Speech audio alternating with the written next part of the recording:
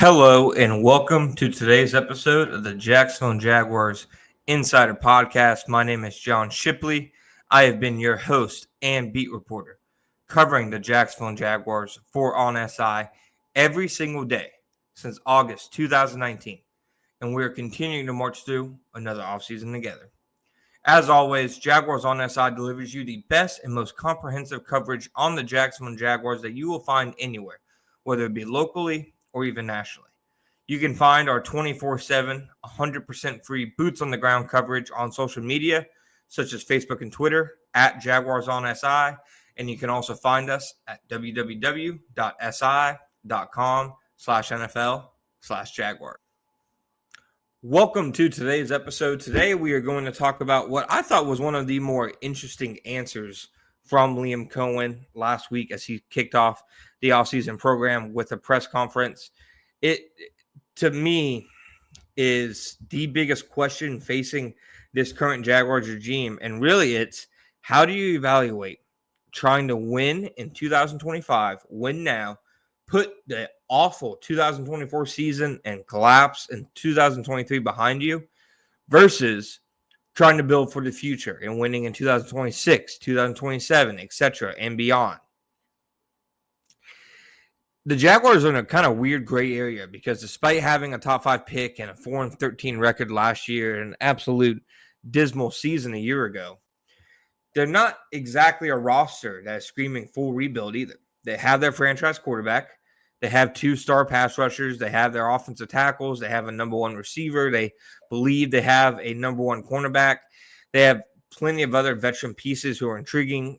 Britton Strange, Foye Oluokun, Eric Armstead. They brought in some guys in Jordan Lewis and Patrick McCarry, etc., who should be able to make an impact right away.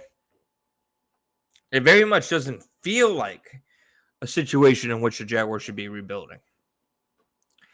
And you don't really get the sense from the Jaguars messaging that they think they're rebuilding either. In my personal opinion, just hearing from what the Jaguars brass has said, they probably believe, this is starting ground zero because it's ground zero for their regime, etc. I'm not sure that they see this as a full-on, scale-down, tear everything down rebuild. They definitely had to make some moves that, to some people, impacted the 2025 viability, such as trading Christian Kirk and releasing Evan Ingram.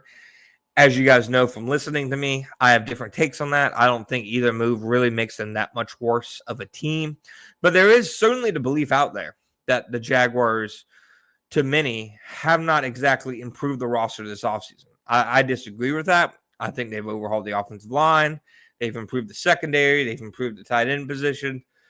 And to me, the wide receiver position, if it's worse at all, and I'm not positive it is, it's just slightly worse.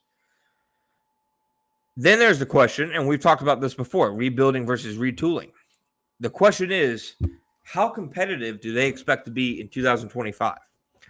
And I'm not sure we have an answer.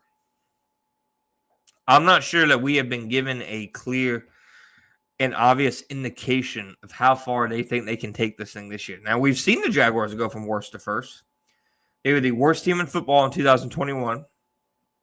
Urban Meyer, one of the most nightmarish head coaching tenures in professional sports history, not just Jaguars history, not just NFL history, but in all professional sports all around the world. One of the worst head coaching tenures easily.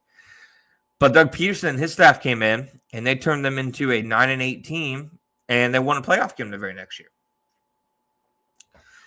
So to say they can't go from worst to first, I think, is disingenuous. I do think that they can, but do they expect to? I think that's a very fair question to ask because I'm not sure it's very clear right now what their expectations are. Now, here's what Liam Coen said last week at his press conference to kick off the offseason program. He said, quote, "Ultimately, in this world that we're in, what have you done lately? What are you doing in the now in order to show success and to show that we're going in the right direction? So ultimately, we have 10 picks. We're going to lean on some of those players, on some of those guys to play early on. Ultimately, we can't be afraid of that. We had 3 of them in Tampa last year play and have a lot of success for us. We can't be afraid of that moment and to play some young players. So the goal is to get better, quicker, with having a vision So having long-staying success, that's important to us.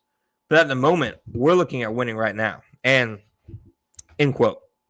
And I think in a lot of ways, Coen more or less had to say that. You don't want to say, yeah, we'll see what happens this year. We just want to hang around with teams. No, he can't say that. So Coen says they're looking at winning right now. And I do think that there is a way that you can build toward sustained success while still focusing on right now. Now, does that mean he thinks they're a potential playoff team or that they're going to push for a playoff spot and push for an AFC South crown? That remains to be seen. I certainly think it's possible. I mean, it took the Texans down to the wire in 2 different games last season, one of which Mac Jones, played the second half for. So the fact that, they're not exactly in a powerhouse division tells me that they at least, have a chance. And it very much looks like Coen's at least looking for them to show signs that this thing is turning around. What does that mean record-wise? I'm not sure there's an answer to that. And I'm not sure there exactly is an answer to what their expectations right now, other than improving. And I think right now, improvement is the biggest thing that the Jaguars are looking for and that we should have our eyes on and that we should evaluate. If the Jaguars get to the end of the season and they don't look like they've improved very much from last season, that's an issue. Now, if they get to the end of the season and they're not 13-4, but they're still playing much better football, they're winning more games, that's a much different story. So, again, the Jaguars are in a very gray area, in my opinion, when it comes to the expectations for this team. And I am fascinated to see how they, moving forward, especially, through next week's draft and then the offseason program, etc., how they frame their expectations for the 2025 season. Because to me, it could go 2 very different ways. Thank you guys for listening to today's episode of the Jacksonville Jaguars Insider Podcast. My name is John Shipley. Back next time.